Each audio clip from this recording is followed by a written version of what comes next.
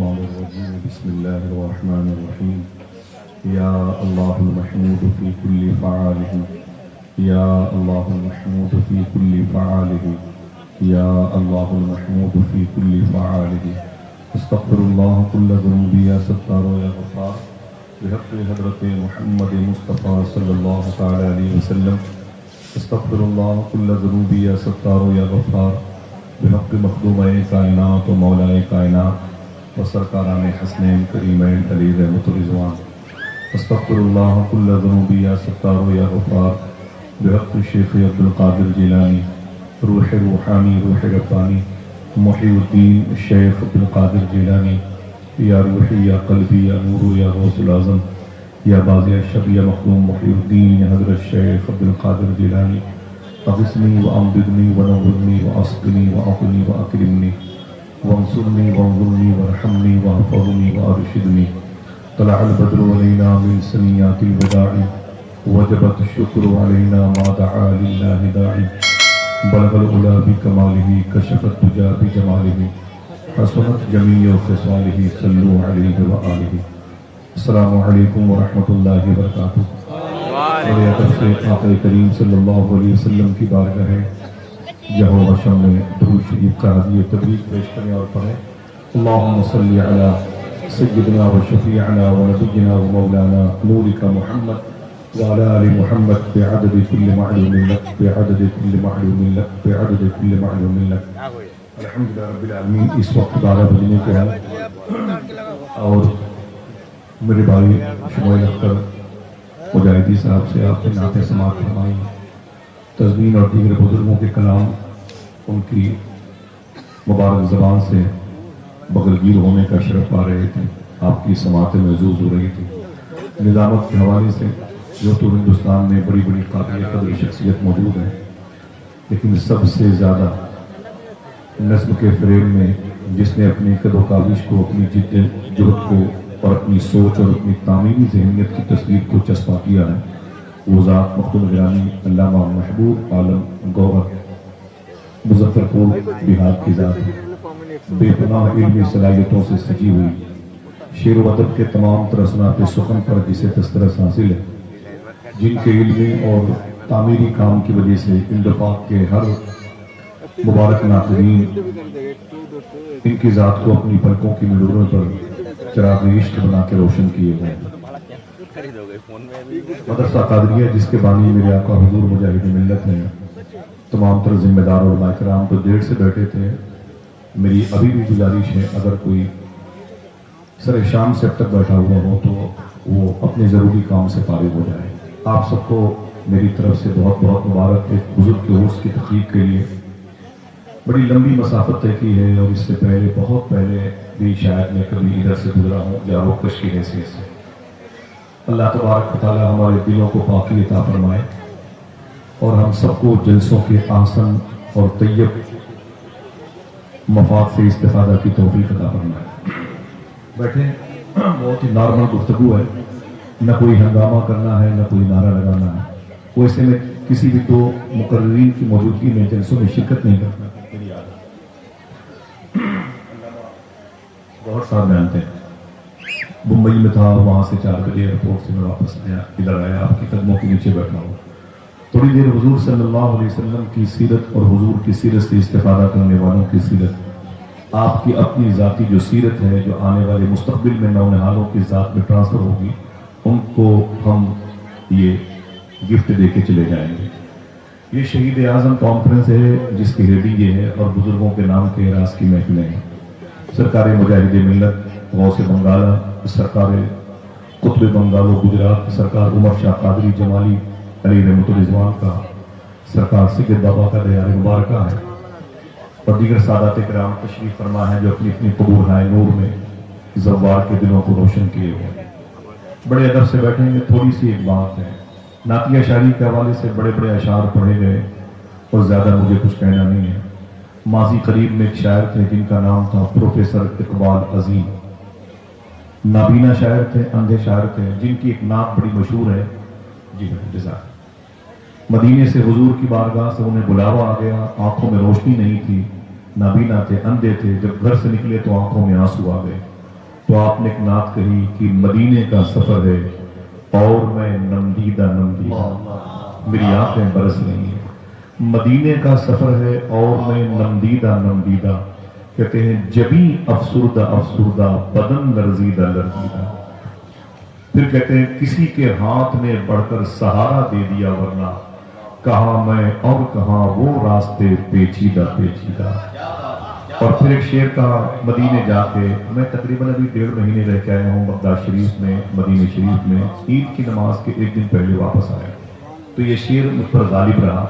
اقبال عظیم کہتے ہیں مدینہ جا کے ہم سمجھے تقدس کس کو کہتے ہیں، مدینہ جا کے ہم سمجھے تقدس کس کو کہتے ہیں، ہوا پاکیزہ پاکیزہ فضا سنجیدہ سنجیدہ، مدینہ جا کے ہم سمجھے تقدس کس کو کہتے ہیں، ہوا پاکیزہ پاکیزہ فضا سنجیدہ سنجیدہ۔ اور پھر جب حضور کی بارگاہ میں پہنچے تو ان کے خادم نے کہا کہ پروفیسر اقبال عظیم صاحب سرکار کی مزار شریفہ کے قریب آ گئے، فرمایا چپ رہو مجھے نہ بتاؤ۔ پھر ایک شعر سکون قلب کی لہروں سے یہ محسوس ہوتا ہے، کوئی ہے مائل لطف و کرم پوشیدہ پوشیدہ، مدینے کا سفر ہے اور میں نمدیدہ نمدیدہ، جبیں افسردہ افسردہ بدن لرزیدہ لرزیدہ۔ تھوڑی دیر کی گفتگو کا مجھے حکم ہے، زیادہ وقت لے کر کے گفتگو کرنے کا قائل، یہ رسمی جملے ہیں کہ میں زیادہ دیر تک بولنے کا قائل نہیں، لیکن حقیقت ہے کہ میں دیر تک بولنے کا، لیکن اپنے بڑوں کے احکامات کی راہ کا مسافر بنوں گا تھوڑی دیر کے لیے۔ آج چاند کی 14 شوال مکرم ہے اور کل 15 شوال کی تاریخ ہے۔ سننا، نہ کوئی زور سے بولے، نہ کوئی موبائل، نہ کوئی گیم کھیلے، بیٹھے میری بات سن لیں۔ دیکھیں شہید اعظم کی جو مبارک قبیلے کی یہ 4 دیواری ہیں، ان میں کن کن اسماء کی اینٹیں لگی ہوئی ہیں وہ دیکھیں۔ کل 15 شوال المکرم ہے، زیادہ تر ہم میں سے ایسے لوگ بیٹھے ہیں 70% جن میں ہم بھی شامل ہیں، میری ماں بہنوں سننا، جن کو یہ پتہ نہیں ہے کل کا دن آج سے تقریباً 1450 سال پہلے کتنا اہم دن تھا، اسلام کے لیے، آقا کریم کے غلاموں کے لیے کتنی اہمیت کا حامل کل 15 شوال کا دن تھا۔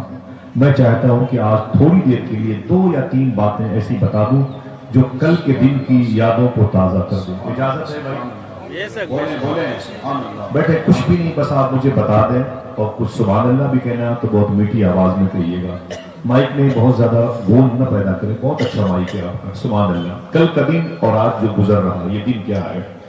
ٹھیک 1 سال پہلے 2 ہجری کے موقع پر اسلام اور کفر کی ایک جنگ آقا کریم صلی اللہ علیہ وسلم کی ادارت میں ہوئی تھی، مدینہ شریف سے تقریباً 150 کلومیٹر کے فاصلے پر، جسے مقام بدر کہا جاتا ہے، جس میں حضور کے 13 غلام وہیں شہید ہوئے، ایک راستے میں ان کو لے کے 14، اور کفاران مکہ کے تقریباً 70 لوگ مارے گئے تھے اور جہنم میں گئے تھے۔ اس جنگ کے مارے ہوئے لوگوں کے گھر کے لوگوں کے اندر بدلے کی بھاونا پیدا ہوئی، تو ٹھیک 1 سال کے بعد کل کے دن وہ مکہ شریف سے 480 کلومیٹر کا سفر کر کے مدینے کی طرف چڑھائی کرنے کے ارادے سے آئے تھے۔ میں چاہتا ہوں کہ میں اپنے دوستوں کو، اپنے بچوں کو، بڑی تعریف کی ہے میرے بھائی فاروق بھائی نے، مجھے بڑی خوشی ہے، کمیٹی کے لوگوں کا اخلاص اور اخلاق بڑا پیارا ہے، اللہ ان کے دلوں کو روشنی عطا فرمائے۔ تو اس موضوع پر تھوڑی سی بات کروں گا، الگ اس کا ٹائٹل ہے شہید اعظم کانفرنس کربلا۔ آپ کے قدموں کو چوم کے بتا دوں، یہ علماء کی جوتیاں میرے سر پر، مجھے یاد نہیں میں نے کتنی راتیں کربلا میں گزاری، مجھے اپنی خود بھی یاد نہیں، اللہ کا شکر ہے غوث پاک کرم میں، مجھے خود یاد نہیں کربلا کے ذرے ذرے زمین گلی کوچے کے بارے میں آپ مجھ سے پوچھ لیں، اللہ کا شکر ہے۔ لیکن میں چاہتا ہوں کہ ایک یادیں ہیں وہ دھوبل نہ ہونے پائے، ایک تجسس ہے اس کتاب کے اوراق کو دیمک چاٹ نہ لے، ایک مبارک ہمارے بزرگوں کی مذہبی تاریخ کی ایک فائل ہے وہ کہیں غائب نہ ہو جائے۔ اس لیے میں چاہتا ہوں کہ اپنے نوجوانوں کو اپنے بزرگوں کی قربانیوں کے قریب کر دوں، اور میرا مقصد کچھ نہیں، آپ کی ساری محبتوں کو میں سلام کرتا ہوں۔ قرآن شریف میں آیت کریمہ ہے، بسم اللہ الرحمن الرحیم، وَلَنَبْلُوَنَّكُمْ بِشَيْءٍ مِّنَ الْخَوْفِ وَالْجُوعِ وَنَقْصٍ مِّنَ الْأَمْوَالِ وَالْأَنفُسِ وَالثَّمَرَاتِ وَبَشِّرِ الصَّابِرِينَ۔ پھر ریورس کرتا ہوں، سننا ہوگا، وَلَنَبْلُوَنَّكُمْ بِشَيْءٍ مِّنَ الْخَوْفِ۔ قرآن پڑھتا کون ہے؟ جلدی بولے، مسلمان۔ کون پڑھتا ہے؟ اونچی بولے. وہ مسلمان پڑھتے ہیں قرآن, مسلمان پڑھتا ہے. غیر پڑھتے ہیں تو کرم ہوتا ہے تو پھر اس کی زلفوں کے اسیر ہو جاتے ہیں. ایک الگ ٹاپک ہے. قرآن مسلمان پڑھتے ہیں اور قرآن کے احکامات بھی مسلمانوں کے لیے. مسلمانوں کے لیے میری دعا ہے کہ اللہ ہر اس اطراف میں کی زمینوں پہ رہنے والے غیر مسلم بھائیوں کو قرآن سے استفادہ کی توفیق عطا فرمائے اور سب کو اہدنا الصراط المستقیم پہ چلنے کی توفیق بخشے. آمین کہہ دیں. یہ قرآن جس میں یہ آیت کریمہ ہے, اللہ کہتا ہے کہ ہم ضرور ضرور تمہیں آزمائیں گے. جلدی بتاؤ کہ اللہ کس سے کہہ رہا ہے؟ یہودیوں سے, اسرائیلیوں سے, نصرانی عیسائیوں سے کہہ رہا ہے, بودھزم سے کہہ رہا ہے, سیکولرزم سے کہہ رہا ہے, شجر پرست سے کہہ رہا ہے اور فلک پرست سے کہہ رہا ہے, آتش آگ کو خدا کہنے والی مجوسیوں سے کہہ رہا ہے. مجھے جلدی بتائیں کہ اللہ کس سے کہہ رہا ہے کہ ہم ضرور ضرور تمہیں آزمائیں گے؟ آپ کا جواب ہوگا اللہ مسلمانوں سے کہہ رہا ہے. بولے کس سے کہہ رہا ہے؟ بات سمجھ لیں تو بات ختم ہو جائے گی, پھر اس کو کھینچنے کی نوبت ہی نہیں آئے گی ربڑ کے طریقے سے. اللہ کس سے کہہ رہا ہے؟ جو پڑھتا ہے اس سے قرآن مخاطب ہے. جو قرآن پڑھتا ہے اللہ اس سے کہہ رہا ہے سن اے میرے مومن بندے, ہم ضرور ضرور تمہیں آزمائیں گے. اب آزمائش کا طریقہ کیا ہوگا؟ اللہ نے اس کی کچھ نشانیاں ظاہر فرما دی. خوف سے, ڈرا دھمکا کے. کس سے کہہ رہا ہے اللہ؟ اونچی بولے ہاتھ اٹھا کے. ماشاءاللہ. پھر سے بولے کس سے کہہ رہا ہے؟ آزمائش کے طریقے کیا ہے؟ اللہ کہتا ہے ڈرا دھمکا کے, خوف سے. پھر کہتا ہے والجوع, بھوک سے. بھوک سے. خوف کتنا رہا؟ کبھی کعبہ شریف گرا دیں گے, منہدم کر دیں گے. اب رہا کہ لشکر کے سامنے دیکھیں آپ, کعبہ ڈٹ کے کھڑا رہا. اب رہا کی ذات فنا ہو گئی. پھر لوگ آئے قبیلے ابو جہل سے تو اسلام کو مٹانے کے لیے اسلام کا چراغ انڈمان نکوبار تک پہنچا ہوا ہے اور ابو جہلی مارے گئے. سمجھ رہے ہیں؟ قرآن کہتا ہے ہم تمہیں بھوک سے آزمائیں گے. یہ مکہ شریف ہے اور مکہ شریف سے 7 کلومیٹر کے فاصلے پر مینا کی وادی ہے. تقریباً 60 نبیوں کی غائبانہ طور پر مزارات موجود ہیں. یہ وہ نبی ہیں جن کی موتیں بھوک کی وجہ سے ہوئی. یہ وہ نبی ہیں جن کی موتیں بھوک کی وجہ سے ہوئی. قرآن کہتا ہے وجوع, ہم تمہیں بھوک سے آزمائیں. وَنَقْصٍ مِّنَ الْأَمْوَالِ, تمہارے مالوں میں خرابی پیدا کر. تمہارے رکھے ہوئے اسٹاک زدہ جو مال ہے نا, ہمارے یہاں جو ہم نے مال جمع کر کے رکھے ہیں, اللہ کہتا ہے اس میں خرابی پیدا کر. وہ مال خراب ہو جائے گا, بیچنے کے لائق نہیں ہوں گے, بکے گے نہیں, آپ پریشان ہو جاؤ گے. وَنَقْصٍ مِّنَ الْأَمْوَالِ, اللہ کہتا ہے کہ وَالْأَنفُسِ, تمہاری جانیں لے کر کے. پھر بولے اللہ کس سے کہہ رہا ہے؟ آپ سمجھے کس سے کہہ رہا ہے؟ یعنی آپ سے, مسلمانوں سے کہہ رہا ہے. اس میں کوئی غیر اپوزیشن مراد نہیں ہے. اب اگر آپ نے کلمہ پڑھ لیا ہے تو آزمائے تو جاؤ گے. اگر آپ نے کلمہ پڑھ لیا ہے تو آزمائش ہوگی, ایگزام ہال میں لایا جائے گا. یہ الگ بات ہے کہ آزمائش 2 طریقے کی ہوتی ہے. ایک آزمائش جو واقعی ایمان والوں کے ساتھ ہوتی ہے, جو آزمائش انہیں اللہ کے قریب کر دیتی ہے. ایک آزمائش جو بلا کے ساتھ ہوتی ہے اور اسے دور کر دیتی ہے اللہ سے. امام حسین بھی کربلا کے میدان میں شہید ہوئے تھے. ان کا بھی جسم پاک سے خون نکلا تھا, ان کے بھی جسم کی ٹکڑے ٹکڑے ہوئے تھے اور ان کی لاشوں پہ گھوڑے دوڑانے گئے تھے. ابو جہل بھی میدان بدر میں مارا گیا تھا, اس کی بھی روح نکلی, اس کے جسم کے ٹکڑے ٹکڑے ہوئے. دونوں کی موتوں میں فرق کیا ہے؟ ابو جہل کی جو آزمائش ہے وہ خدا سے دور ہو گئی تو وہ آزمائش بلا بن گئی. حسین پاک کی جو آزمائش ہے وہ خدا کے قریب لے گئی تو پھر یہ آزمائش امتحان میں کامیابی کا سبب. اتنی بات سمجھے آپ. اللہ کہتا ہے ہم ضرور ضرور تمہیں آزمائیں گے. تو آزمائش کے لیے آپ یہ نہ سوچیں کہ گیس سلنڈر ختم ہو گیا تو ہم ہی آزمائش میں. یہ ذہن سے نکال دیں. ہماری بیٹیاں بیٹھی ہیں اور جہیز کی لعنتوں کی زلفوں کے اسیر بن گئی ہماری بچیاں, اور وقت پر ان کی شادیاں نہیں ہوتی ہیں. ہم شکایتیں کرتے ہیں ہمارے مذہب میں کتنی کشادگی تھی اور تنگی کتنی آ گئی. یہ پہلی مرتبہ ہمارے ساتھ ہوا ہے. نہ ایسا نہیں. آپ کو اپنے ملک ہندوستان کی طرف سے آپ نے ملک کی حفاظت کے لیے بارڈر پہ جانا ہے تو آپ یہ نہ سوچیں کہ یہ پہلی مرتبہ ہوا. نہ, یہ تو اسلام کی عظیم الشان احکامات کی ایک کرن ہے جس کو ہمیں فالو کرنا چاہیے. آئیے تھوڑی سی بات اسی ٹاپک پر کریں گے. وہ جن کے سامنے یہ قرآن کی آیتیں نازل ہوئی وہ کتنی آزمائش میں تھے. کل کا دن ٹھیک بدر کے 1 سال کے بعد احد شریف کی جنگ کا دن تھا. कल का दिन शोहदाए उहद की याद में गर्क होने का दिन है। उहद जो मदीने शरीफ से तकरीबन 5 या 6 किलोमीटर के फासले पर मौजूद है, जिसके दामन में मुबारक शोहदा लेटे हुए हैं, वो कल शहीद हुए थे 15 शव्वाल को, ईद के 15 दिन के बाद। मैं चाहता हूं कि जब शहीदाने मोहब्बत की बात हो तो क्यों ना उन्हीं की बात हो जाए जिनका जिक्र बहुत कम होता है। ठीक है, अब ठीक 1 साल पहले जब बद्र की लड़ाई शुरू हुई तो हुजूर ने क्या कहा? देखें, हम आजमाइशों से भागना चाहते हैं, हम आजमाइशों से निकलना चाहते हैं, हम आजमाइशों के करीब जाने से गुरेज करते हैं, और अल्लाह के रसूल के उशाक आजमाइशों को अपनी अलामत बनाना चाहते हैं। क्या बात! आजमाइशें उनकी पहचान बन जाती थी, आजमाइशें उनकी शनाख्त बन जाती थी। कैसे?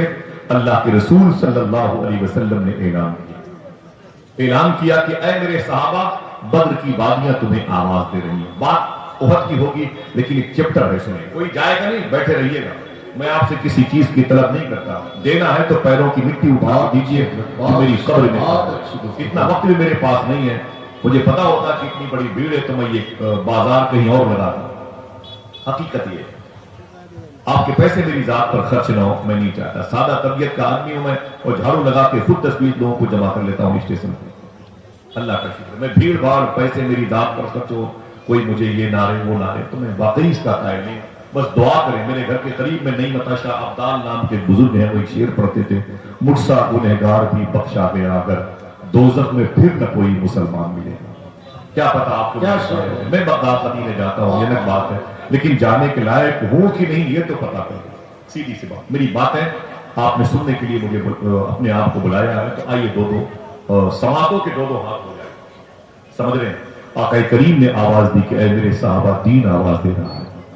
तो एक बुजुर्ग सहाबी थे, बूढ़े थे, उनका नाम था हजरत खेसमा, उनके बेटे का नाम था हजरत साद।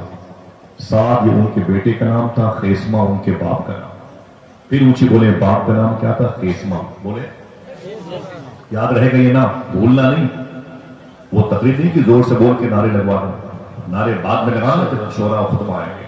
ठीक है, बाप का नाम था खेसमा, खे ये फे मीम हा खेसमा, और बेटे का नाम था साद, सीन ऐन दाल साद। जैसे बाप और बेटे को खबर लगी कि हुजूर की तरफ से ऑफर आया है, आप दोनों में से एक मैदान बद्र में चले, इस्लाम आवाज दे रहा है, तो बेटे ने अपने बाप से लिपट के कहा, अब्बू बहुत बहुत मुबारक हो, हुजूर के साथ जिहाद करने का मौका मिलता है। बारात जाने की बात नहीं हो रही थी, वलीमा खाने की बात नहीं हो रही थी, हुजूर के साथ जिहाद में जाने की तौफीक मिल रही है। तो बाप ने क्या कहा? तुम कहां जाओगे? बाप ने कहा, तुम कहां जाओगे? तो बेटे ने कहा, हम हुजूर के साथ बद्र की लड़ाई में जाएंगे। तो बाप ने कहा, मेरे होते हुए तुम नहीं जा सकते, जब तक मैं जिंदा हूं इस्लाम का कोई तीर तुझे हिलाक नहीं कर सकता। मैं अपने सीने पर उस तीर को रोकूंगा, मैं जाऊंगा। शहादत मेरे हिस्से में आ गई तो है मेरे बेटे मेरी किस्मत के वाले नहीं आ गए। बेटे और बाप लड़ गए, किस बुनियाद पर? जामे शहादत पीने की बुनियाद। बाप और बेटे लड़ गए, सुनना साहिब, सुनना, बहुत बड़ा एहसान होगा। बाप और बेटे लड़ गए जामे शहादत पीने की बुनियाद पर। मैं जाऊंगा, बेटा कहता है मैं जाऊंगा, बाप कहता है मैं जाऊंगा। हमारे घर में हो तो ये बहनें और टांग पकड़ के अपने अपने शोहरों का अंदर खींचने वजूद, तुम कहां जा रहे हो? अब्बा को जाने दो। तुम कहां जा रहे हो? बेटे को जाने दो। लेकिन उस घर में इस बेस पर लड़ाई हुई कि पहले मैं जाऊंगा, पहले मैं जाऊंगा। लड़ाई का शोर इतना बढ़ गया कि पड़ोसियों ने आके मुदाखलत की, उन लोगों ने आके मसले का हल, क्या बात है भाई आप दोनों क्यों लड़ रहे हैं? तो बाप ने कहा, मेरे बेटे को समझा दीजिए, जंग के मैदान में हुजूर के साथ मैं जाना चाहता हूं, ये डिस्टर्ब कर रहा है। बेटे ने कहा, मेरे बाप बूढ़े हो चुके हैं, ये कहां जाएंगे, ये कहां जाएंगे, इनके पास ताकत तो कुव्वत है। क्या बात कहे तो सुभान अल्लाह कहना। बूढ़े बाप ने कहा था, तुझे क्या पता कि जंग ताकत की बुनियाद पर नहीं, हुजूर की मोहब्बत की बुनियाद पर नहीं। बेटे बेटे बैठ जा, बहुत अच्छी तवज्जो अपनी मौजूद कहीं और ना करे, सुन इतना वक्त नहीं। मोहब्बत रसूल की बुनियाद, ताकत की बुनियाद पर जंग नहीं लड़ते, हम तो मोहब्बत रसूल की बुनियाद पर जंग लड़ते हैं। हम हुजूर के साथ जिहाद में शरीक होंगे। बेटा कहता हम शरीक होंगे। जब लड़ाई उरूज पर पहुंची तो किताब में लिखा हुआ है कि मोहल्ले के लोगों ने क्या कहा मालूम है? अगर आप समझेंगे तो जहन लगाइए। मोहल्ले के लोगों ने कहा कुरान अंदाजी कर लिया जाए, फाल खोल लिया, यानी पर्चियों में तुम दोनों के नाम लिख के डाल दिए जाए किसी डिब्बे में जो इस वक्त की तहजीब का हिस्सा है। جس کا نام پرچی سے نکل آئے گا وہی میدان بدر میں حضور کے ساتھ جام شہادت نوش کرنے جائے گا۔ ہاتھ اٹھا کے بتائیں 2-3 لوگ میری بات کو سمجھے کہ نہیں سمجھے؟ یہ قرآن لازی سے مراد سمجھ گئے کہ پرچیوں میں دونوں کے نام لکھ کے ڈالے جائیں، یہ میں اپنی آنکھ کی تہذیب کے مطابق بات کر رہا ہوں۔ اس وقت کی تہذیب کیا تھی واللہ اعلم، یہ ہوا کہ دونوں کے نام قرآن لازی میں چیک کیے جائیں، جس کا نام نکل آئے گا وہ میدان بدر جائے گا شہید ہونے کی نیت سے۔ جب پرچی نکالی گئی تو دل کہے تو سبحان اللہ کہنا، باپ کی جگہ پر بیٹے کا نام نکلا۔ کوئی ایک آدمی اور بولے زور سے، باپ کی جگہ پر بیٹے کا نام نکلا۔ جب بیٹے کا نام نکل آیا تو بیٹا اپنے گھر میں بلیوں اچھل رہا تھا اور بوڑھا باپ کنارے بیٹھ کر رو رہا تھا۔ صاحب جب میں نے اس واقعے کو پڑھا نا تو میری آنکھ میں آنسو آ گئے۔ معلوم ہے باپ نے کیا کہا؟ علامہ گوہر صاحب کے قدموں میں اپنی ٹوپی رکھتا ہوں،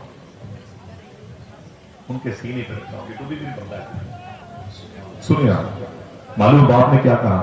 اپنے بیٹے کو دیکھا، میرا بیٹا خوشی میں اچھل رہا ہے، تو باپ نے کہا اے میرے بیٹے پرچی بدل لے۔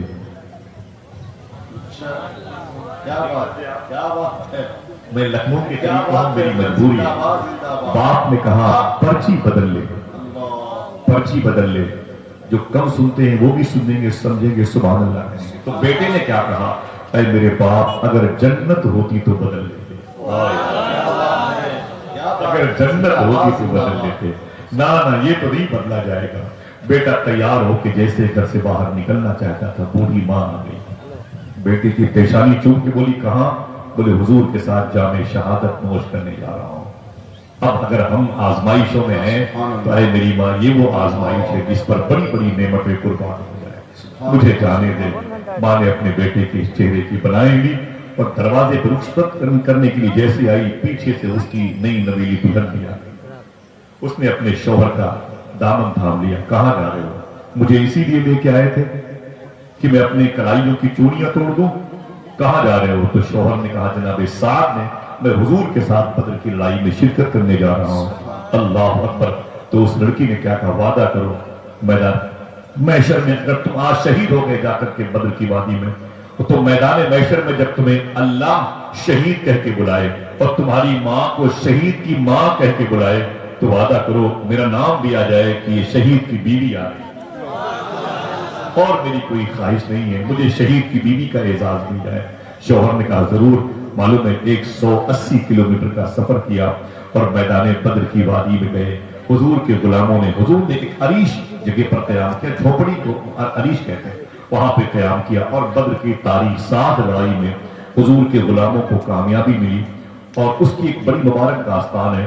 آپ یقین کرو کہ آپ جب کبھی بدر جاؤ گے، شہداء بدر کی مبارک ناموں کی نیم پلیٹ دیکھو گے تو اس میں 5واں نام حضرت سعد بن خیسمہ کا ہے، وہیں شہید ہوا، بھری جوانی میں شہید ہوا، بیوی بیوہ ہو گئی، ماں اپنے بیٹے کو یاد کر کے روتی۔ جب باپ کو خبر لگی کہ میرا بیٹا شہید ہو گیا، میرا بیٹا شہید ہو گیا ہے، تو باپ اس قدر چیخا اور تڑپا کی آوازیں باہر آ گئی، پھر محلے کے لوگ آ گئے، بولے کیا بات ہے آپ اس قدر چیخ و پکار میں رو رہے ہیں؟ کیا بیٹا مر گیا اس لیے رو رہے ہیں؟ تو بولے خدا کی قسم بیٹے کے مرنے پہ نہیں رو رہا ہوں۔ بولے پھر؟ بولے اس لیے رو رہا ہوں کہ میں کیوں شہادت کا جام پینے سے محروم رہی، مجھے موت کیوں نہیں لے گئی بدر کے میدان میں۔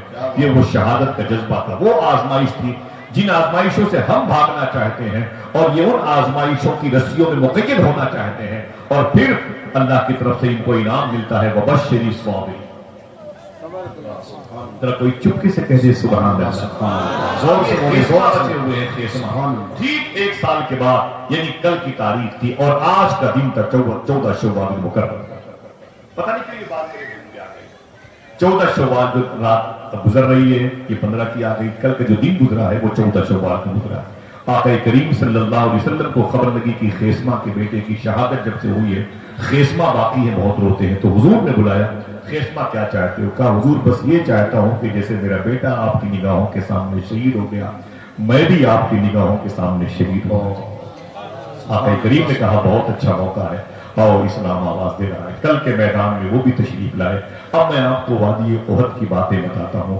میرا امام کہتا ہے اسی میدان احد میں جو لوگ شہید ہوئے ان کے بارے میں جان نثارہ نے बदरो उहद पर दरूद, हक गुजारा में बैयत पे लाखों सलाम। सुनना बहुत गौर से, कोई तलब नहीं है। अल्लाह के रसूल सल्लल्लाहु अलैहि वसल्लम ने अपनी मुबारक जमात से फरमाया, तुम दाएं तरफ फौज लेके खड़े हो जाओ 150 लोगों की, तुम बाएं तरफ 150 लोगों की तादाद, और तुम 150-200 लोग बीच पे रहना, और कुछ लोग कुमक का काम करेंगे, बाद में इमदादी टीम आएगी, कुछ लोग जख्मियों को पानी पिलाएंगे, कुछ लोग लाशें उठाएंगे, कुछ तीर तलवारें देंगे, कुछ रजस के शेर पढ़ेंगे। हुजूर ने ये ड्यूटी लगा दी। फिर हुजूर ने क्या कहा, सुना नौजवानों, मेरे आका फरमाते, और मेरे खेमे के सामने बॉडीगार्ड बन के कौन खड़ा होगा। फिर जुमला सुनिए, मेरे खेमे के सामने बॉडीगार्ड बन के कौन खड़ा होगा। एक पतले दुबले सहाबी थे, उनका नाम था हजरत जियाद। क्या नाम था? ऊंची बोले। हजरत जियाद उनका नाम था। वो खड़े हो गए, बोले सरकार मैं आपकी पहरेदारी करूंगा, मैं आपके सामने बॉडीगार्ड बनूंगा, मुहाफिज बनूंगा, और आपके इस खेमे के सामने मैं खड़ा रहूंगा। तो हुजूर ने उन्हें देखा तो मुस्कुरा के फरमाया कि ज़ियाद बैठ जाओ, ज़ियाद बैठ जाओ। जैसे ज़ियाद बैठ गए, सहाबा के चेहरे पर मुस्कुराहट आ गई। इसको देखो, इसकी सेहत कितनी कमजोर है और मरने पर ये के लिए तैयार है। फिर हुजूर ने फरमाया, तुम जख्मियों को पानी पिलाना, और तुम तीर और तलवार फौजियों को देना, कुरान की आयतें पढ़ करके इनके अंदर जोश पैदा करना, तुम लाशों को उठाना। फिर हुजूर ने कहा, ऐ मेरे सहाबा, और मेरे खेमे के सामने मेरा बॉडीगार्ड कौन बनेगा? अगर दिल कहे तो सुभान अल्लाह कहे। जैसे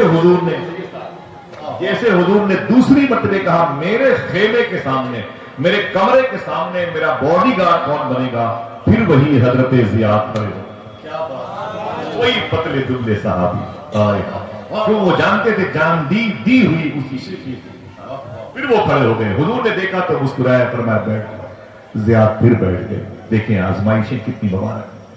फिर वो बैठ गए। आका करीम सल्लल्लाहु अलैहि वसल्लम ने फिर फरमाया, तुम इधर से जाना, अब्दुल्लाह इब्न जबीर, तुम 50 तीरंदाजों को लेकर के जबल रूमा की पहाड़ी पे चले जाना, और तुम वादिये कनाब की तरफ जाना, और तुम वादिये ओहद की तरफ जाना, तुम इस तरीके से हमले करना और मेरे कॉल का इंतजार करना, वगैरह वगैरह।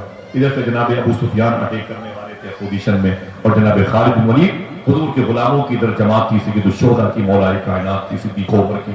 मालूम है क्या हुआ? आका करीम ने फरमाया, जाओ ऐ मेरे सहाबा।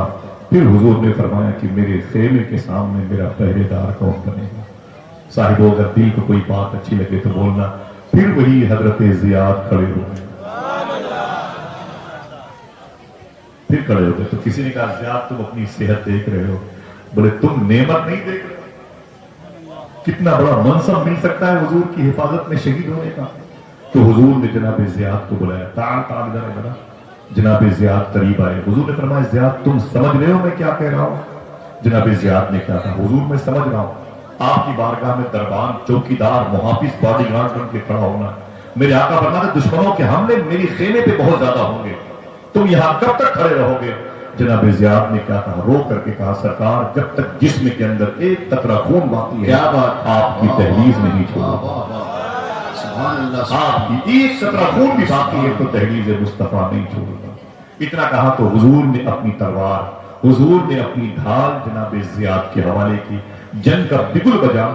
जनाब ज़ियाद हुजूर के बॉडीगार्ड बन के खड़े हो गए, और जब खड़े हुए तो दुश्मनों का हमला हुजूर की तरफ था। दूसरे जब ये नशीबो फराज के साथ जंग आगे बढ़ी है, वो तो तारीख याद है सबको। दूसरे हमले मालूम है, देखते देखते 72 जख्म आए थे जनाब ज़ियाद को। बुखार होता है तो नमाजें छोड़ देते हैं, बेटियां 4 हों तो रिश्वत और दलाली के पैसों से हम कमाना चाहते हैं। समझ रहे? जरा सी सोसाइटी में आजादी मिल जाए उलमा किराम की तरफ से तो हमारी नस्लें आवारा हो जाती हैं। लड़के और लड़कियां फिर आवारगी के नशे की दुकानों पर रहते हैं। ये देखिए आप, 72 जख्म आ गए थे जनाब ज़ियाद को। या रसूल अल्लाह, या मोहम्मदा कहा और जमीन पर गिर पड़े। जब जमीन पर गिर पड़े जनाब ज़ियाद, तो हुजूर की वो टीम गुलामों की जो जख्मियों को लेकर के जाती थी वो आ गई। जनाब ज़ियाद को उठाया और जख्मी कैंप पे लेके जाने लगे। तो रास्ते में जनाब ज़ियाद ने आंखें खोल दी। जब आंखें जनाब ज़ियाद ने खोली तो कहा, मुझे कहां लेके जा रहे हो? लोगों ने कहा, आप जख्मी बहुत ज्यादा हैं, आपको जख्मी कैंप लेके जा रहा हूं, मुस्तशफा यानी हॉस्पिटल, क्लिनिक, تو جناب زیاد نے کیا کہا؟ دل کہے تو بولنا، مجھے واپس حضور کی بارگاہ میں لے چلو، میں نے مدینے والے آقا سے وعدہ کیا، نعرہ تکبیر، جان میں جان باقی ہے میں آپ کی تحریر نہیں سبحان چھوڑوں اللہ، سبحان اللہ، سبحان اللہ۔ مجھے فوراً واپس لے چلو۔ جناب زیاد کو لایا گیا، وہ ڈھال دی گئی، وہ تلوار، اب تلوار بھی ڈھال کا کام کرتی تھی، اب اتنی طاقت نہیں تھی دوستو۔ دیکھتے دیکھتے 92 یا 93 زخم آئے تھے جناب زیاد۔ سننا صاحب، ہم کپل شرما کے ڈرامے نہیں سنا رہے ہیں، سمجھ رہے ہیں، ہم ہنسی مذاق کی محفل میں نہیں۔ دنیا میں اس وقت چیخیں بلند ہیں، 10,000 سے زیادہ فلسطینیوں کی جان اس وقت خطرے میں، 70,000 بچے شہید ہو گئے۔ سمجھ رہے ہیں آپ؟ ہم کیا سنائیں گے آپ کو؟ عمر شریف کے ڈرامے سنائیں گے؟ کیا چاہتے ہیں؟ سنیں آپ اپنے بزرگوں کی وہ قربانیاں جو ان کی آزمائش بنی تو مبشری صابرین کا تاج ان کے سر پہ چڑھا ہے۔ جو کلام پڑھا میرے بھائی نے، اختر صاحب نے، آپ نے اس کلام کو سنا سمجھا، لیکن نہیں پتا کہ 70 سال پہلے یہ کلام کس نے پڑھا تھا۔ انہوں نے بتایا تو تھا، لیکن آپ نے اور ہم نے غور نہیں کیا۔ پھانسی کے پھندے پر علامہ کفایت علی کافی مراد آبادی کو لے کے آئے، پھانسی کے پھندے پر، تو جج نے کہا تھا، اے کافی چل چل دیکھ، یہ پھانسی کا پھندا، تیری موت کا پھندا تیرا انتظار کر رہا ہے۔ تو معلوم ہے علامہ کافی مراد آبادی نے کیا کہا تھا؟ او کتے سن، تو مجھ سے کہتا ہے یہ پھانسی کا پھندا تیرا انتظار کر رہا ہے؟ ارے دیکھ اس پھندے کے پیچھے مدینے والے آقا میرا انتظار کر رہا ہے۔ نعرہ تکبیر، دیکھ مدینے والے آقا میرا انتظار کر رہا ہے۔ جب قریب آئے تو اس انگریز نے کہا تھا، کافی مرنے سے پہلے کوئی آخری خواہش ہے؟ تو علامہ کافی مراد آبادی نے کہا تھا، مرنے سے پہلے میری ایک خواہش ہے میں کہ حضور کی نعت پڑھنا چاہتا ہوں۔ سبحان اللہ کی آواز نہیں آئی؟ یہ بھی تو نعت ہے، اصول ہے، آپ تڑپ جائیں تو لگے کہ دلوں میں مستنیر ہونے کی لگے تو کم سے کم نعت کو اتنے ہلکے میں نہ لیا کریں۔ سمجھ رہے ہیں آپ؟ نعت وہ جذبات و احساسات کی وارفتگی کا نام ہے جو ہوتی ہے اپنے کسی گھر کے دائرے میں تکمیل کی سرحدوں پہ، لیکن اس کی نوکے قلم کی آواز مدینے شریف تک سنائی دیتی۔ میں آپ سے میرا عریضہ ہے کہ آپ نعتوں کو خوب سنا کریں اور نعتوں سے استفادہ کیا کریں۔ آج سے تقریباً 1200-1300 سال پہلے ایک بزرگ کوفے میں پیدا ہوئے تھے جو نجف اشرف سے 15 کلومیٹر کے فاصلے پر ہے، کربلا سے تقریباً 90 کلومیٹر کے فاصلے پر ہے، اور بغداد شریف سے تقریباً 3.5 گھنٹے کے فاصلے پر ہے، جس کو دنیا امام اعظم ابو حنیفہ کہتی ہے۔ میرا ٹاپک ادھر آ گیا، حالانکہ وہیں جائے گا، بس باتیں میں ختم کر دوں گا، آپ بور نہ ہو میری گفتگو، آپ کے پیسے برباد نہیں ہوں گے، وہ رکھے بس پیروں کی مٹی دے میرے کفن میں، میری قبر میں کام آئے گی۔ ذرا ہاتھ اٹھا کے بولیں سبحان اللہ۔ سنیں پہلے یہ نعت کیا ہے؟ ایسے نہیں کہ نعت یہ اپنے پیٹ بھرنے کے لیے لاتے کہیں اور پڑھی جاتی، نا، حضور کی رضا کا نام ہے۔ صوفی سلطان یہ فرماتے جب کوئی ایک نعت کا شعر لکھتا ہے تو اسے مبارکباد دے دو کہ اس نے ایک نیا درود لکھ دیا، نیا درود لکھ دیا۔ یہ امام اعظم ابو حنیفہ ہیں، معلوم ہے کون بزرگ ہیں؟ 100 مرتبہ خواب میں انہوں نے اللہ کو دیکھا۔ ہمیں نہیں دیکھا تو دیکھنے والوں کا نام سن کے تو سبحان اللہ۔ 100 مرتبہ خواب میں اللہ کو دیکھا۔ جہاں مزار شریفہ موجود ہے وہاں پر آپ نے 70,000 مرتبہ قرآن شریف ختم کیا ہے، جن کی پیدائش سے 150 سال پہلے حضور نے ان کے آنے کی بشارتیں دی۔ ہم جن کی بنیاد پر حنفی کہلاتے ہیں وہ امام اعظم ابو حنیفہ۔ امام اعظم، ہاتھ اٹھا کے بولے کون؟ ذرا اونچی بولے کون؟ امام اعظم۔ اچھا یہ بتاؤ کہ آپ کی اس آواز کو حضور نے سنا ہوگا کہ نہیں سنا ہوگا؟ جس کا عقیدہ ہے وہ اٹھائے اپنے ہاتھوں کو، جس کو شک ہے اپنے شک کا علاج کرے۔ بولے زور سے بولے سبحان اللہ۔ خبر حضور کو ہے کہ نہیں؟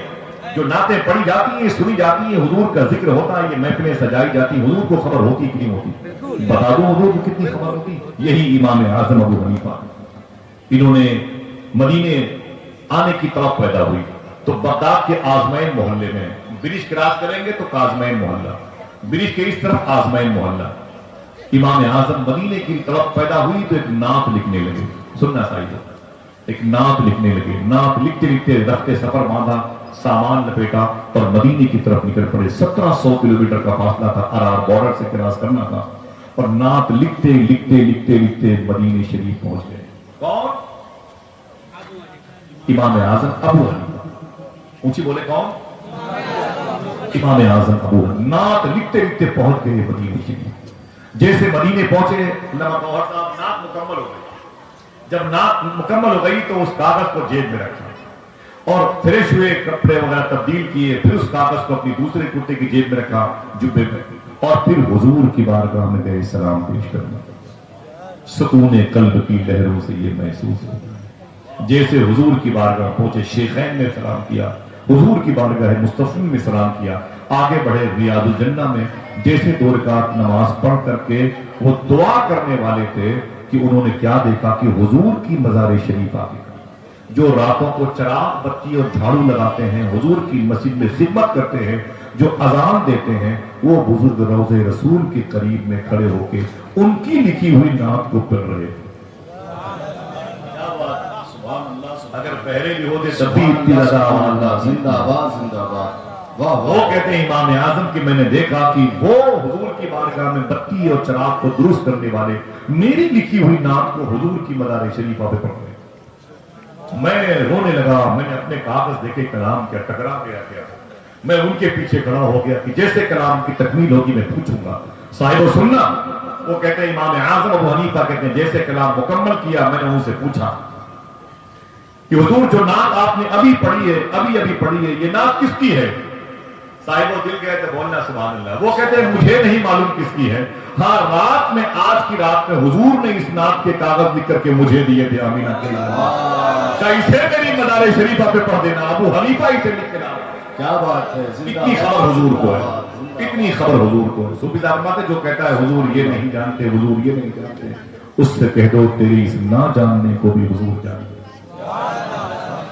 یہ نعت ہے نعت۔ تو علامہ کافی سے کہا کہ کیا چاہتا ہو؟ جج نے کہا کالے خاں چوراہے پر پھانسی ہوئی تھی، میں نے پھانسی کا بندہ جہاں رکھا گیا تو وہ زمین دیکھی، اور علامہ کافی کی مزار شریف پر جانے کے لیے بڑی کوشش میں نے کی ہے، ان سے صدر الفاضل میں ہر سال جاتا رہا، لیکن عجیب میری نصیبی ہے کہ میں وہاں تک نہیں جا سکا۔ علامہ گور صاحب جب بتاؤں گا کہ ان کی مزار شریف پر کس محلے میں ہے نا تو خون کی الٹی ہوگی۔ علامہ کافی مراد آبادی جن کی بات ہو رہی ہے، جن کا کلام پڑھا میرے بھائی نے، جب پھانسی کے بندے پہ آئے تو جج نے کہا آخری خواہش، تو آپ نے کہا ایک نعت حضور کی بارگاہ میں پڑھنا چاہتا۔ اس نے کہا پڑھ لے یہ تیری آخری نعت ہے۔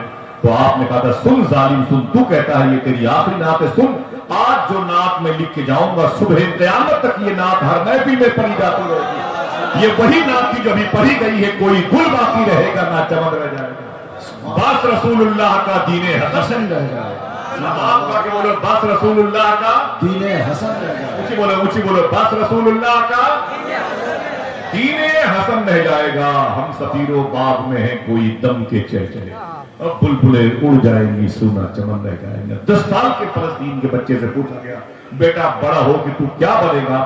اس نے مائک پکڑ کے بولا سن پاگل ہو گیا ہے تو مجھ سے پوچھتا ہے کہ میں بڑا ہو کے کیا بنوں گا؟ ارے ہم فلسطینیوں کے بچے ہیں، ہم بڑے ہونے کے لیے تھوڑی پیدا ہوتے ہیں، ہم تو بچپن ہی میں بیت المقدس کے نام پہ شہید ہو جائے گا، لیکن بتاتے ہیں کوئی گل باقی رہے گا نہ چمن رہ جائے گا۔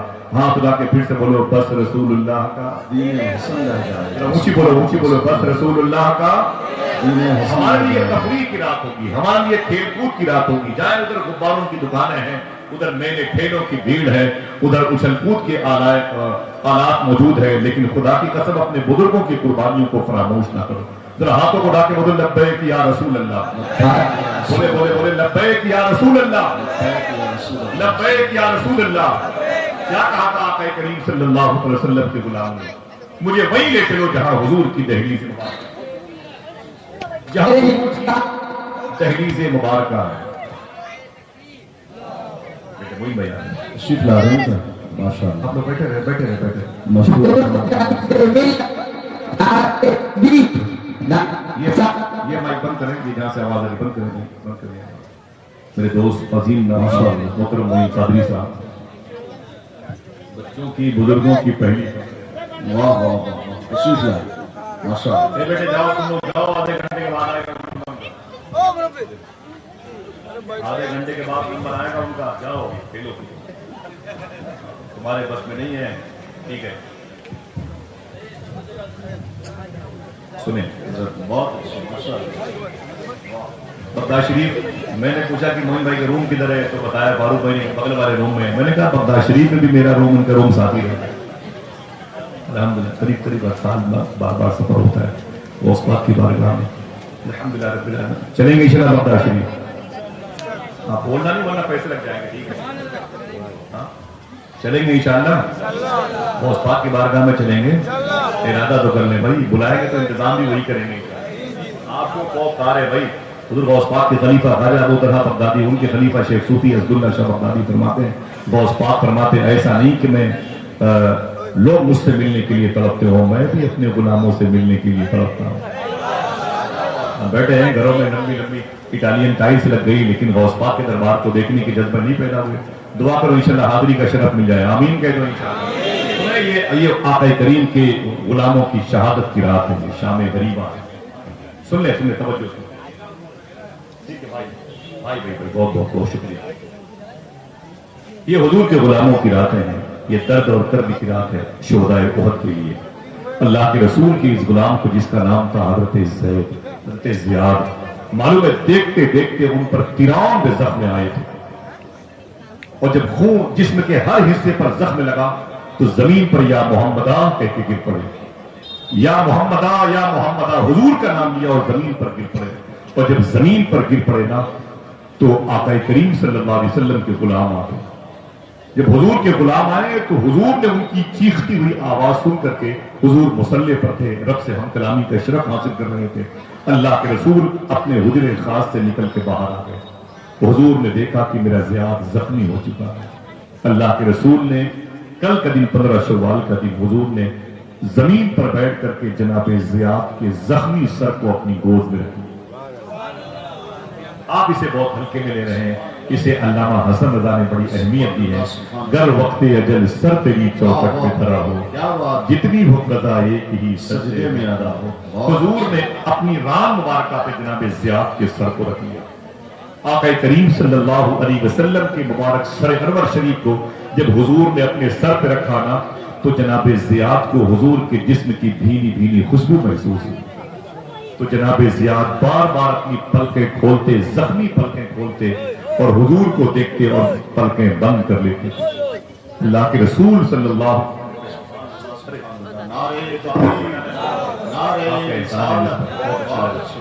اچھی سماعتوں سے ملاقات کا شرف. میں 6 مہینہ پہلے کی دعوت ہوئی, ہاں 6 مہینہ پہلے کی دعوت ہوگی. میں اس درمیان میں تقریباً 4 مرتبہ بغداد جا چکا. میں سوچتا تھا بغداد شریف میں اتنی پہلے کی دعوت نہیں کی, لیکن غوث پاک کرم رہا میں حاضر ہوں. میں زیادہ پریشان نہیں کروں گا. اس کے بعد جانے کے بعد بھی آپ کو بس ایک نظر دور سے دیکھوں گا در و بام تیرے, دیدے شوق کو تڑپا کے چلا جاؤں. سن لیں کبھی کبھی دھیمی دھیمی گفتگو بھی سن لیا کریں. چھوٹی چھوٹی لکڑیاں بھی کبھی کبھی الہوں کو جلانے میں کام آتی ہیں. اللہ کے رسول صلی اللہ علیہ وسلم نے دیکھا کہ میرے زیاد کی پلکیں کھلتی ہے اور بند ہوتی ہے تو حضور نے کیا کیا معلوم ہے؟ اللہ کے رسول کو احساس ہوا کہ میرے زیاد کو مجھے دیکھنے میں تکلیف ہو رہی ہے. تو اللہ کے رسول صلی اللہ علیہ وسلم نے اپنے مبارک ہاتھ کو حضور نے جناب زیاد کی آنکھوں پہ رکھ دیا. زیاد کی آنکھیں اور پیشانی زخمی ہیں, بار بار مجھے دیکھنے کے لیے جناب زیاد اپنی آنکھیں کھولتے ہیں, تکلیف ہوتی ہے اور خون کی وجہ سے یہ بہت ہی کرب کے ساتھ یہ چہرہ نظر آ رہا ہے. اللہ کے رسول نے ان کے زخمی چہرے پر اپنی انگلیاں رکھی, اپنے ہاتھ رکھ دیے. صاحبوں تو حضور کو اس عمل کے ساتھ جب دیکھا نا تو جناب زیاد نے زخمی ہاتھ کو یوں کپ کپاتے ہوئے اٹھایا اور حضور کے ہاتھوں کو یوں اٹھانے کے لیے اشارہ فرمایا اور کہا سرکار اپنے مبارک ہاتھ کو میری آنکھوں سے ہٹا دیجیے. سرکار نے فرمایا کیوں؟ تو جناب زیاد نے کہا کہ موت کا فرشتہ میرے سامنے کھڑا ہے, میری روح لینے کے لیے وہ کھڑا ہے اور وہ آیا چاہتا ہے مجھے لے جانے کے لیے. سرکار میری آنکھوں سے اپنی مبارک ہاتھوں کو ہٹا لے. کیوں؟ اس لیے کہ اب میری شہادت کا وقت آ چکا ہے اور یہ فرشتہ مجھے اللہ کے حضور لے کے جائے گا. اور اے آقا جب میں اللہ کے حضور جاؤں گا اللہ مجھ سے پوچھے گا اے زیاد کہاں سے آ رہا ہے. دیکھنا کون کون سبحان اللہ کہتا ہے.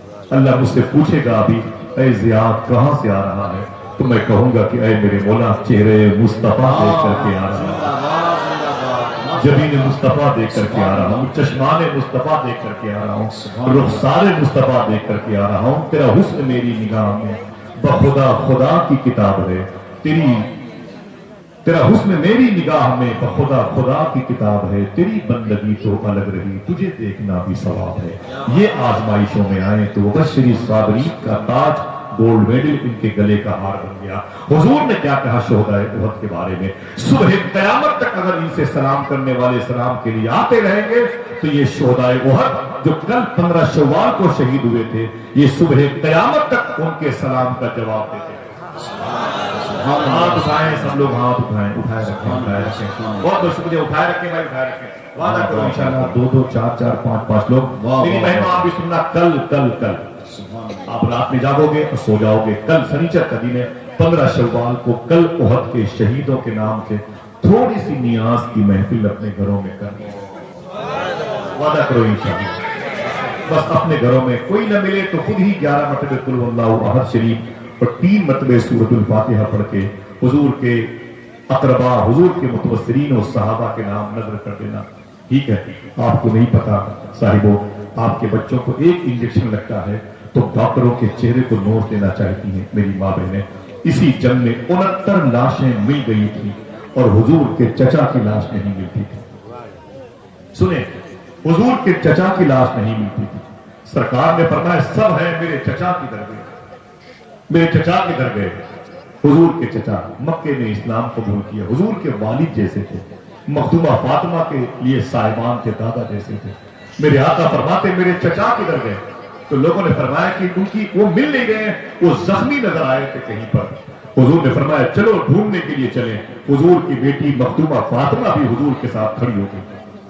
ये उहद की बात है, खड़ी हो गई ना, तो मालूम है जब उहद की वादी में गए अल्लाह के रसूल सल्लल्लाहु अलैहि वसल्लम अपने चचा को ढूंढने के लिए, मालूम है उहद की वादी पहाड़ी के साए में, उस पहाड़ी के एक एरिए में उनकी लाश 15 जगह से कटी हुई पड़ी हुई थी। हुजूर के सगे चचा की बात है, 15 जगह से उनकी लाशें कटी हुई थी और उहद की वादी में पड़ी हुई थी। अल्लाह के रसूल ने देखा तो हुजूर पे तहाशा हुए, हुजूर को रोते हुए देखा तो मां फातिमा ज़हरा हुई। इस कदर हुजूर ने, हुजूर की रान पर जब 6 साल के हुजूर थे तो हुजूर की मां का अबवा शरीफ में इंतकाल हुआ। हुजूर अपनी मां की इंतकाल पर भी इतना नहीं रोए जितना अपने चचा की शहादत पर रोए। वो कल उनकी शहादत का दिन है साहिबों, उसे भूल न जाना।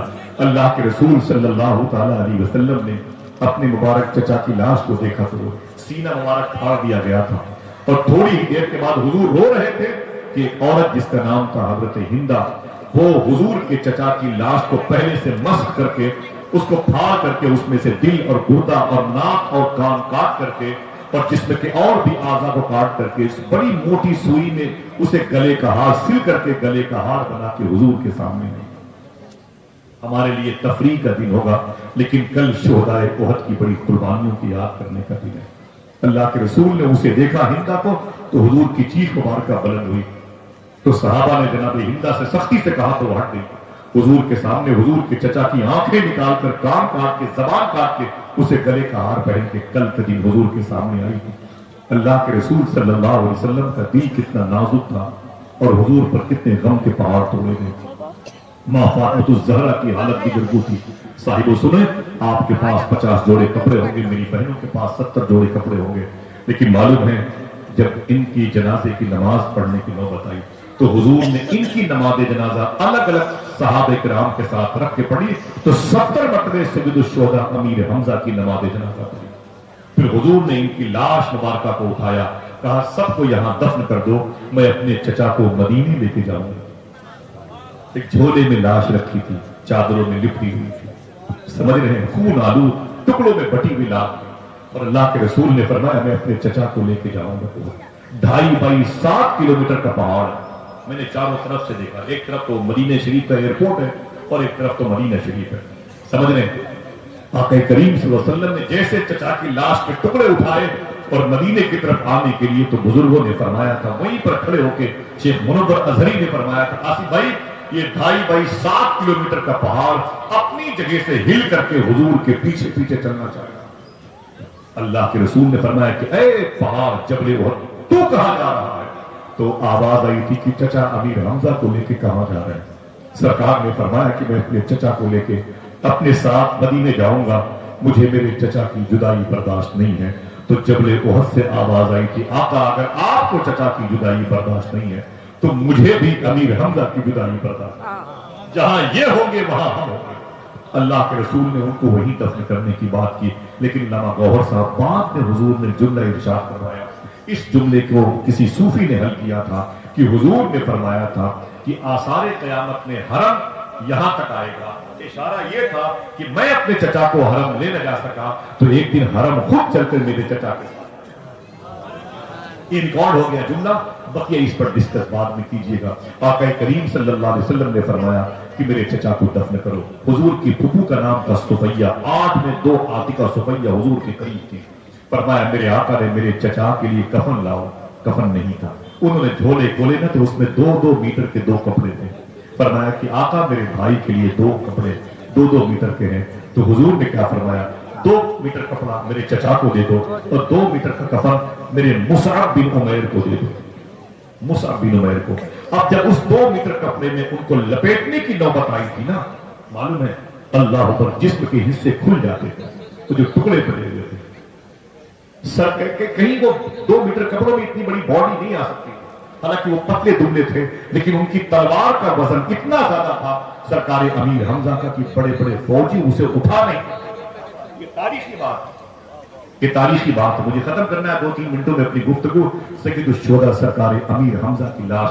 تو صحابہ نے کہا کہ حضور وہ سر کی طرف جب ہم چادر لگاتے ہیں تو پیر کے ٹکڑے کھل جاتے ہیں اور پیر کی طرف لگاتے ہیں تو سر کی طرف کے حصے کھل جاتے ہیں. اللہ کے رسول نے فرمایا کہ میرے چچا کے سر کو بند کر دو.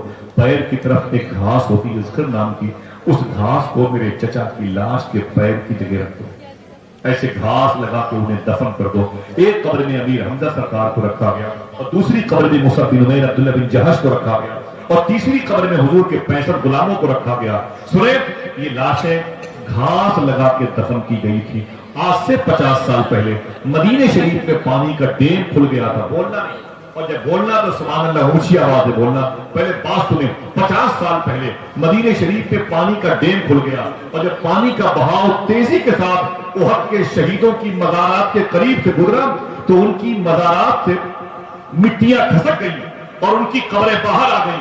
جن کہے تو آپ سبحان اللہ کہنا. خدا کی قسم 50 سال پہلے دیکھنے والوں نے دیکھا ہے. ارے ان کی کفن کے دھاگے تو چھوڑ دیجئے, وہ گھاس بھی ہری بھری تھی جو ان کے پیروں میں لگا کے دفن کی گئی.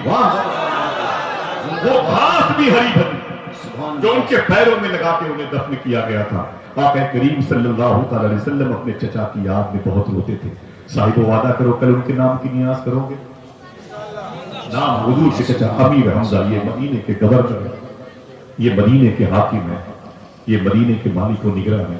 کبھی کوئی مدینے جائے تو کہنا کہ حضور کے چچا کو میرا سلام پیش کرنا, اور حضور کے چچا سے یہ کہنا میری بچیاں بڑی ہو گئی.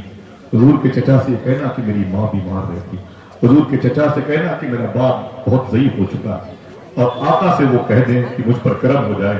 خدا کی قسم صوفیہ فرماتے ہیں کہ حضور اپنے چچا کی بات نہیں ٹالتے.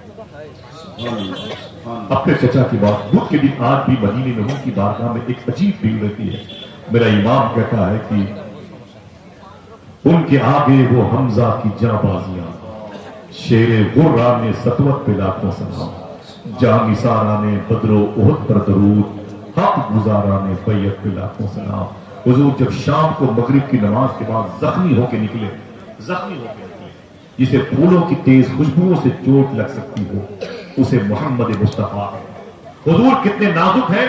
یہ نازکی کے بارے میں بابا فرید گنج شکر سے پوچھا گیا کیا حضور کے جسم کا سایہ تھا کہ نہیں تھا.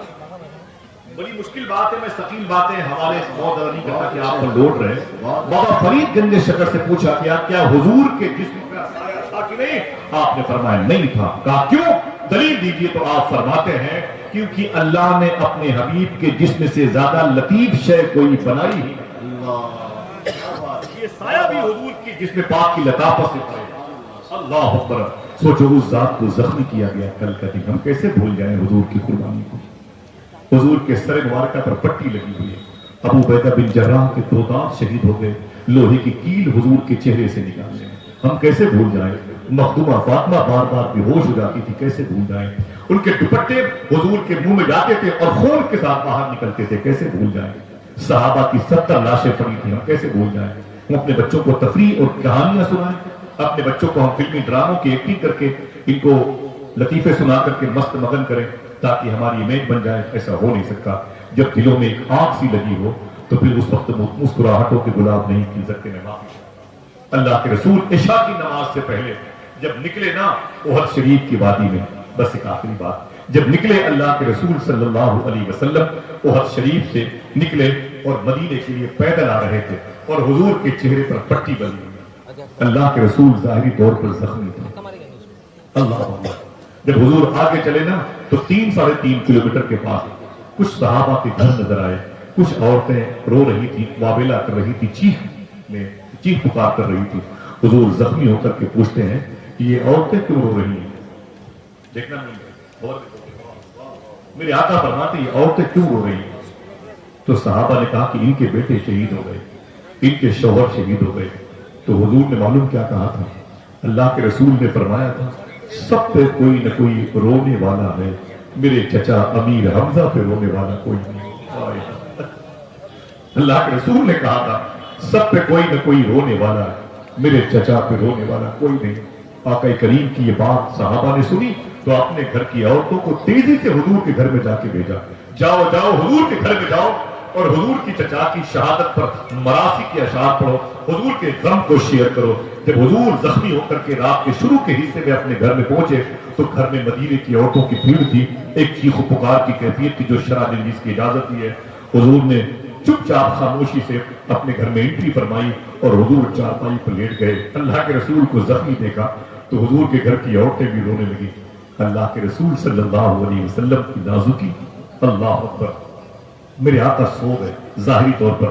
कुछ देर के बाद हुजूर की चश्माने मुबारका खुली तो फरमाया कि ये औरतें क्यों रो रही हैं? तो किसी सहाबी ने कहा कि आका ये आपके चचा के गम में रो रही हैं। मेरे आका फिर सो गए। फिर उठे तो हुजूर ने नमाज इशा की पढ़ी और तहज्जुद की नमाज पढ़ी। उन औरतों को करीब जमा किया और हुजूर ने अपने हाथों को उठा के दुआ मांगी, अल्लाह तुम्हारी नस्लों को मेरी मोहब्बतों का असीर बनाए, तुम्हारे दिलों में खशियत पैदा फरमाए, अल्लाह तुम्हारे इस हुस्न ज़न को कबूल फरमाए। जो दुआएं हुजूर को मुबारक अल्लाह के हुक्म से मांगनी थी हुजूर ने मांगी और फरमाया ऐ औरतों जाओ अपने अपने घर जाओ। हुजूर ने ढेर सारी दुआएं दी। ठीक 1 साल के बाद जब कल की तारीख आई तो हुजूर खामोशी से बैठे हुए थे। अचानक अपने गुलामों से फरमाया ऐ मेरे साहबा तुम्हें याद है आज 15 शव्वाल है, ठीक 1 साल पहले ओहद की जंग में मेरे चचा अमीर हमजा शहीद हुए थे, आओ चलो उनकी कब्र पर सलामती की दुआ। अल्लाह के रसूल सल्लल्लाहु अलैहि वसल्लम तशरीफ ले गए। सहाबा किराम की कुर्बानियां हमारे सामने मशले राह है, हमारे सामने एक आइडियल है, हमारे सामने एक आईन, एक आर्टिकल है। दुआ करो इंशाअल्लाह वो इश्क जो हुजूर के गुलामों के दिल में हुजूर का था वो हमारी नस्लों की शनाख्त था। आमीन कह दो, आमीन कह दो। हम इतनी भी कुर्बानी नहीं दे सकते, इतनी भी कुर्बानी नहीं दे सकते। एक लड़की की शादी की बात आई तो किसी ने कह दिया वो नमाजी है, तो बोले हम नमाजी से रिश्ता करेंगे, हमें तो पैसे वाले दामाद चाहिए। अल्लाह अकबर, हम तो आजमाइशों में फंस जाएंगे। मेरी बेटी भूखी रहेगी, हम अपनी बच्ची को भूखी नहीं छोड़ेंगे, वहां जाएंगे, वहां शादी करेंगे किसी मौलवी के साथ, अपनी बच्ची को भूखी नहीं मारेंगे, हम किसी अमीर कबीर किसी अमीर ज़ादे के साथ रिश्ता करेंगे। हम आजमाइशों से गिरने वाले इंसान नहीं है, हम अलग हैं आजमाइशों से, हम शान और शौकत की लाइफ गुजारते हैं। लेकिन इन्हीं में कुछ ऐसे होते हैं जो अल्लाह की ईमा और रजा और मशीयत पर लब्बैक कहते हुए इसको अल्लाह की तरफ से एक नेमत समझ करके अपनी मुबारक बेटी को किसी गरीब नमाजी के हवाले कर देते हैं। फिर इनाम क्या मिलता है? 1 मिनट की बात है, वादा करो हाथ उठा के अपनी बहन बेटियों को बताओगे? इंशाअल्लाह बोलो, दिल से बोले इंशाअल्लाह। लड़की बड़ी खूबसूरत आजमाइशों में आ गई। बात है ये बैतुल मुक़द्दस और यहाँ से 160 किलोमीटर के रास्ते पर रमल्ला, गाजा, खान यूनुस और करीब में निबहान नाम की एक बस्ती थी जहां पर एक बुजुर्ग थे शेख यूसुफ बिन इस्माइल नबहानी, बड़े अजीम आशिक रसूल थे। कोई उनके नाम पे सुभान अल्लाह तो कहते। बहुत बहुत शुक्रिया आप सबका। आपकी मजलिस पे मुझे गौर है, मुझे एक रूहानियत का एहसास होता है। अल्लाह कबूल फरमाए। हाथों उठा के आमीन कहते। वो लड़की बड़ी खूबसूरत थी। जब वो बड़ी हुई तो उसके बाप ने शादी के लिए मालूम किसका इंतखाब किया? एक मौलवी का इंतखाब किया। नफ्स ने बहुत कहा कहां जाएगी उस मौलवी के साथ, वो तुझे क्या देगा, वो तुझे भूखा मार देगा, तेरी ख्वाहिशात की तकमील नहीं होगी, एक लिबास भी कायदे का ला के नहीं देगा। लेकिन उस लड़की ने अल्लाह की नेमत समझ करके यस कर दिया, कबूल कर लिया, और लड़की उस मौलवी आशिक रसूल के साथ रहने लगी जिसे दुनिया हजरत यूसुफ बिन इस्माइल नबहानी के, यूट्यूब में जाइएगा, इनका नाम सर्च कीजिएगा, सुनिएगा, बड़े आशिक रसूल थे। बहुत देर तक तो मैं इनकी शख्सियत पर गुफ्तगू कर सकता हूं, लेकिन एक बात, आजमाइशें जो कहते हैं मेरी बेटी आजमाइश में पड़ जाएगी, ना ना ना, तेरी बेटी के कदम में बरकतें होंगी तो गरीब घर में जाएगी तो उसे अमीर बना देगी इंशाअल्लाह। समझे? अब यूसुफ बिन इस्माइल एक आशिक थे, मौलवी थे, बुजुर्ग थे, मुहद्दिस थे, मुफस्सिर थे, उनकी निगाह में हसीन लड़की आ गई। अब उस लड़की की सहेली से उनकी मुलाकात 15 साल के बाद हुई, 15 साल के बाद उस हसीन लड़की से उसकी सहेली की। तो सहेली ने कहा, ये बता तेरी शादी कहां हुई है, तेरी शादी कहां हुई है? तो आपकी बीवी ने कहा, मेरी शादी तो एक बुजुर्ग हैं शेख यूसुफ बिन इस्माइल नबहानी, उनसे मेरा रिश्ता हुआ है, मैं उन्हीं की निकाह में हूँ, और बड़े प्यारे बुजुर्ग हैं और आशिक हैं हुजूर के, बड़े प्यारे बुजुर्ग हैं। तो उस लड़की ने क्या कहा, सहेली ने, अरे बाप रे बाप, तुझे और कोई नहीं मिला, तुझे और कोई नहीं मिला, मौलवी ही मिला तुझे, फंस गई ना आजमाइश में, आखिर फंस गई, भूखी सोती होगी, कपड़े वही साल में एक मिलते होंगे, चादरें नहीं फटी हुई ओढ़ती होगी, खुश्क रोटी खा के गुजारा करती होगी, तुझे एक मौलवी मिला रिश्ते करने के लिए, ऐसी आजमाइशों में तेरे माँ बाप ने डाल दिया। ये बता गए मेरी सहेली कितनी हसीन खूबसूरत थी, तुझे क्या मिला उसके साथ रह के, तुझे क्या मिला उसके साथ रह के? खुदा की कसम अगर गिर गए तो अपने हाथों को उठा के सुभान अल्लाह कहना, और सोने के कलम से इस जुमले को लिखना, अपने बुजुर्गों की जूतियां चूमता हूं। उनकी सहेली ने कहा, तू आजमाइशों में फंस गई, तुझे इस मौलवी के साथ रह के क्या मिला? तो शेख यूसुफ बिन इस्माइल नबहानी की बीवी खड़ी हो गई और अपनी सहेली का दुपट्टा पकड़ के बोली, सुन, मुझसे बोलती है कि इसके साथ रह के तुझे क्या मिला, बताओ क्या मिला? कहा क्या मिला? क्या 15 साल हो गए मुझे इसके निकाह में आए हुए, जब से मैं इसकी खिदमत में आई हूं तब से लेके आज तक मैंने 86 मरतबे ख्वाब में अल्लाह के रसूल को देखने का शरफ पा लिया। अब मुझे क्या, आप समझ रहे हैं? हम चक्कर में कि हमारी बेटियां 800 रुपए किलो का गोश्त खाए तभी वो जन्नती हुई, हमारी बेटियां 70,000 के लिबास पहने तभी वो बेटी, ना ना ना ना, ना। कभी कभी इन आजमाइशों के पीछे मुबश्शिरी साबरीन का ताज भी रखा हो।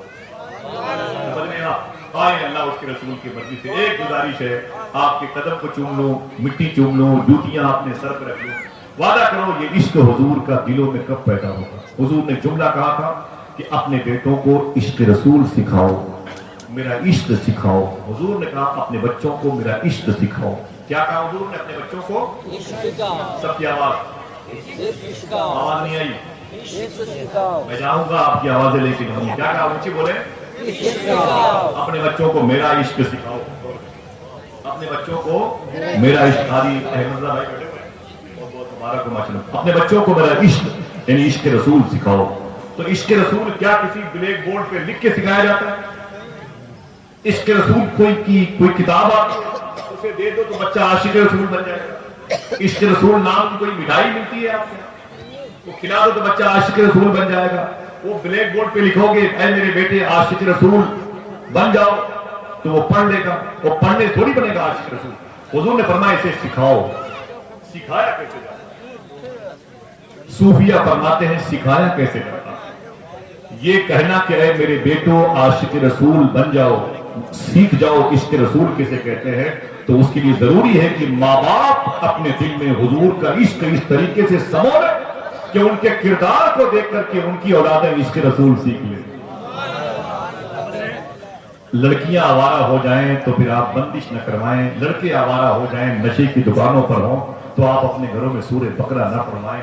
ये तो उनको रोज और आपको रोज पढ़नी चाहिए। किसी आमिल किसी मौबिस को लेकर के घरों में अजान दिलवाते हैं शायद मेरा काम हो जाए। सूफी साहब फरमाते हैं ना ना ना ना, घर का कल्चर अगर बिगड़ जाए तो सबसे पहले दस्तरखान पर गौर करो कहीं से कोई हराम लुकमा तो नहीं है। वादा करो इंशाअल्लाह। हुजूर गौसे आजम फरमाते तुम दो काम करने की जिम्मेदारी ले लो, عبد القادر تمہاری بخشش کی ذمہ داری لے لیتا ہے۔ کسی نے پوچھا حضور وہ دو کام کیا ہیں؟ تو فرماتے ہیں سچ بولتے رہا کرو اور حلال کھاتے۔ ہاں خدا کے وعدہ کریں انشاءاللہ، میں قسم نہیں کھلا رہا ہوں آپ کو، نا ایسا میرا مزاج نہیں ہے، وعدہ کرو انشاءاللہ یہ دو کام کرتے رہیں گے، سچ بولتے رہیں گے اور حلال کھاتے رہیں گے، انشاءاللہ بولیں یہ دو کام کرتے رہیں، ہر سال جلسہ نہ کریں، یہ دو کام کرتے رہیں، اور 10 سال میں کسی ایک جلسے میں جائیں تو ہر رات گھر میں رہیں گے لیکن جلسوں میں رہنے کا ثواب ملتا ہے۔ سبحان اللہ، ہر سال ہر رات جلسے میں رہیں گے، دن میں ہم رشوت اور دلالی کے پیسوں سے کھائیں گے، بچوں کو بیٹیوں کو کھلائیں گے، یہ نسل معذور اور بدعقیدہ ہو جائے۔ دعا کریں اللہ ہم سب کو سچ بولنے اور حلال کھانے کی توفیق عطا فرمائے۔ یہ بنیادی باتیں تھیں، قرآن کہتا ہے وَلَنَبْلُوَنَّكُمْ بِشَيْءٍ مِّنَ الْخَوْفِ وَالْجُوعِ وَنَقْصٍ مِّنَ الْأَمْوَالِ وَالْأَنفُسِ وَالثَّمَرَاتِ، اللہ کہتا ہے ہم ضرور تمہیں آزمائیں گے، آزمائش آئے گی، اور آزمائش آئے گی تو ہم کہیں گے اے میرے مولا جو تیری مرضی ہو اس میں ہم راضی ہیں۔ اللہ ڈرائے گا کبھی کبھی بھوک سے بھی، جان لے کر کے، ہمارے فروٹس میں خرابی پیدا کر کے، نسلوں کو منقطع کر کے اللہ کبھی آزمائے گا۔ سمجھ رہے ہیں؟ ہم آزمائشوں پہ انشاءاللہ صبر کریں گے، اپنے دلوں میں شکر کی پاکیزہ روایتوں کو زندہ رکھیں گے، یہاں بھی کامیاب رہیں گے، وہاں بھی کامیاب رہیں گے۔ کبھی زندگی میں شریعت کے خلاف کوئی بات میری زبان سے نکلی ہو، میں توبہ کرتا ہوں، استغفر اللہ ربی من کل ذنب واتوب الیہ، لا الہ الا اللہ محمد رسول اللہ صلی اللہ علیہ وسلم۔ درمیان سے کوئی ایک آدمی کھڑے ہو کر کے نعرہ لگائے، ایک آدمی کوئی ہے کھڑے ہو کے نعرہ لگائے،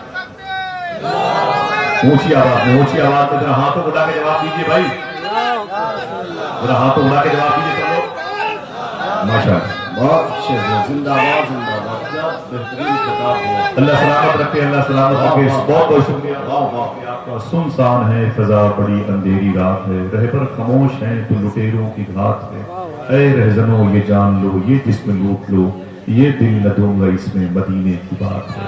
اللہ فلسطینیوں پہ کرم فرمائے، مجاہدین فلسطین پہ کرم فرمائے، محافظین بیت المقدس پہ کرم فرمائے، مبارک قیدیوں پہ کرم فرمائے، اور عالمی حالات کو پرامن بنائے۔ ہندوستان کی جیلوں میں جو بے قصور ہندو اور مسلمان قید ہیں، اللہ ان کی رہائی کا انتظام فرمائے۔ اعلیٰ حضرت سرکار کے مسلک و مشرف کی راہ کا مسافر بنائے۔ میرے پیر مرشد تاج الشریعہ فرماتے جو پیا کو بھائی اختر وہ سہانا راگ ہے، جس سے ناخوش ہو پیا وہ راگنی اچھی نہیں۔ اجازت دیں، پھر کسی موقع پر ملاقات ہوگی۔ السلام علیکم ورحمۃ اللہ وبرکاتہ۔